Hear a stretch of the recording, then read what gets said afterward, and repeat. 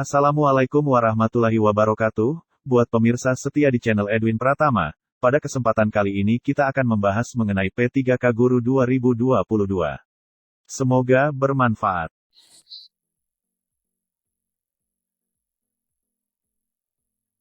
Itu kan berdasarkan usulan atau kebutuhan, itu berdasarkan data utamanya dari Dapodik. Ya, data utamanya dari Dapodik berarti analisanya memang harus Dapodiknya yang disesuaikan, maksudnya bukan disesuaikan, harus mendapat data valid dari Dapodik, seperti itulah intinya. Kemudian terakhir cut off yang diambil itu adalah 31 Desember 2022 untuk penentuan PG1-nya.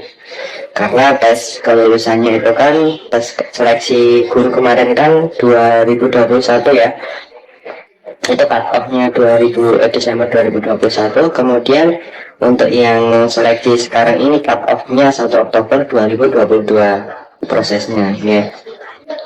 Nah, untuk yang ditanyakan Bapak tadi terkait dengan yang baru masuk kok tahu-tahu statusnya P3. Nah, kami sudah mengkonfirmasikan ke pusat. Apabila ada yang kalian sekarang Pak, itu sudah berubah jadi P4 atau umum Pak statusnya. Tapi apabila ada teman yang dulunya itu baru masuk setahun kok tahu-tahu P3, itu secara otomatis akan terset sistem menjadi umum Pak. Untuk umum itu artinya P4, artinya masa kerjanya kurang dari 3 tahun, seperti itu. Kayaknya udah berubah Pak. Nanti kalaupun misalnya belum berubah, itu akan terverifikasi otomatis oleh sistem, terset oleh sistem menjadi P4 atau umum. Kan kelihatan Pak nanti di datanya. Apalagi datanya sudah real data Dapodik, seperti itu.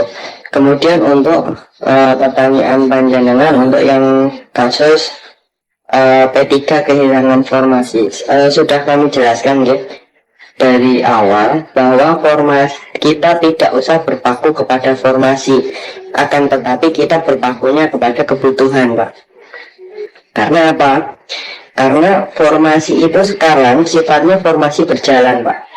Jadi misalnya contohnya sudah saya contohkan, misalnya di SD1 itu tidak mempunyai formasi tapi membutuhkan guru olahraga misalnya. Di situ ada gurunya satu, honorer satu di SD1, tapi tidak mendapatkan formasi, nggak masalah gitu. Nah, sedangkan di SD2 di situ ada formasi satu. Nah, si guru olahraga yang ada di SD1 tadi itu bisa melamar di SD2 karena formasi yang ada di SD2.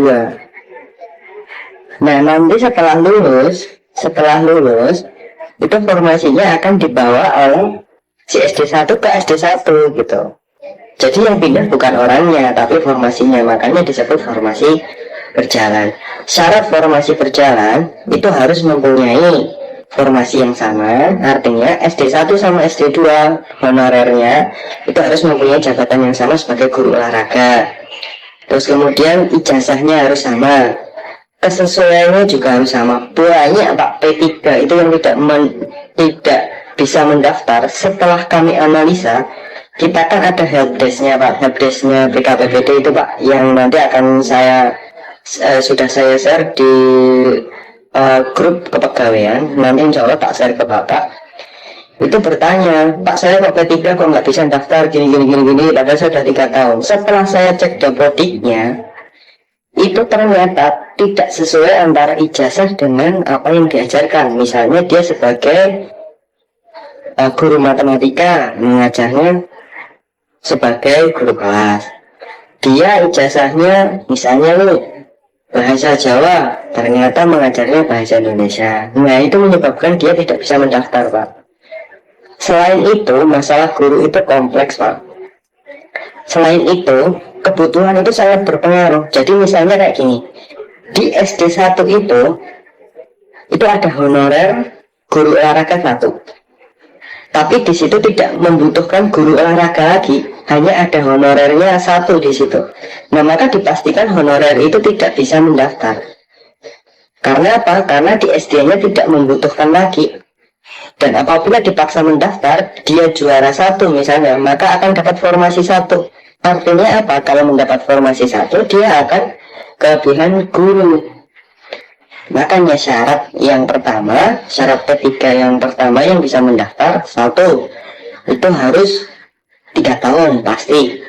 2, di sekolahnya itu dia ada kebutuhan, walaupun tidak ada formasi, tapi dia ada kebutuhan. Dan antara ijazah yang dimiliki dengan mata pelajaran yang diampu. Kalau dia PGSD, ya dia mengajarnya harus guru kelas, itu sesuai. Bisa juga mengacu kepada status banyaknya JP. Ketika dia hanya mengamen, maka tidak dianggap sebagai suatu kebutuhan. Banyak sekali Pak, apalagi bisa dilihat dari formasinya juga. Oh ternyata guru ini tidak ada formasinya, jadi masalahnya kompleks. Dan kami selalu menganalisa itu by data Dapodik Pak. Jadi kita hanya membantu menganalisa data Dapodik. Nah kalau misalnya mau dibantu sekarang itu jelas tidak bisa Pak. Karena apa? Karena seleksi sudah berjalan. Nah seharusnya ini di sebelumnya dulu, misalnya ini ada penataan kayak atau seperti apa, karena bersumbernya hanya dari Dapodik, dan Dapodik ini adalah kewenangan Dinas Pendidikan. Nah itu sama teman-teman di sekolah itu pasti paham lah tentang Dapodik. Di situ ada kebutuhan gurunya berapa, ininya berapa gitu.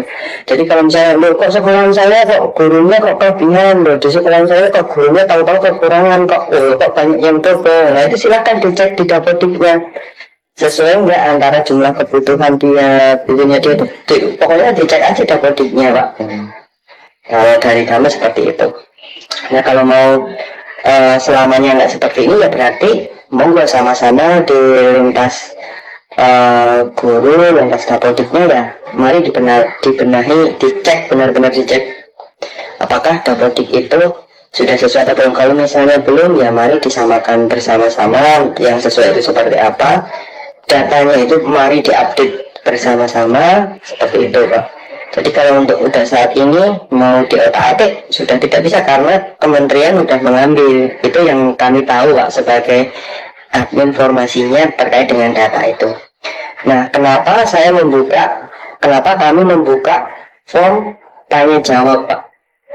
Karena masalah guru itu tidak bisa dijawab gitu aja. Tuh ya gitu enggak? Kita berusaha menganalisa, walaupun bukan hak kita untuk menjawab, tapi kita mencoba menganalisa Pak, agar guru yang tidak bisa ikut itu agar tahu loh alasannya kenapa. Itu lebih memuaskan menurut kami gitu loh. Prinsip kami seperti itu. Kalau kami sih sebenarnya kalau mau aja, itu udah urusannya pusat, itu selesai. Kalian nggak bisa ikut ya nggak bisa ikut, itu udah selesai Pak. Tapi bukan prinsip kami, nggak seperti itu. Kita tahu dia tidak bisa ikut, tapi kita wajib memberikan alasan yang sesuai dengan data dia sendiri gitu. Jadi dia paham, oh iya ya ternyata itu ijazah saya itu guru matematika, kok saya ngajarnya guru kelas, berarti saya seharusnya bukan honorer di sini nih. Ini kan seperti itu. Dan pusat pun itu menguji itu artinya, oh ternyata honorer itu memang harus sesuai dengan kualifikasi pendidikannya. Kalau dia guru TK ya guru TK, jangan ijazahnya guru TK ngajarnya di SD. Itu sekarang sistem membuktikan seperti itu Pak. Dari Kementerian Pusat juga sedang menguji nih honorer-honorer mana yang benar-benar mengajar sesuai dengan ijazah atau tidak. Seperti itu Pak. Oke, setelah ini apabila ada pertanyaan dari teman-teman guru bisa disampaikan di helpdesk BKPPD, dan jawabannya nanti bisa langsung dilihat Pak oleh semua teman. Seperti tadi nanti yang akan menjawab tim dari saya dan teman saya insya Allah. Terima kasih sudah menonton. Semoga info kali ini bermanfaat. Dan sampai jumpa di video berikutnya. Wassalamualaikum warahmatullahi wabarakatuh.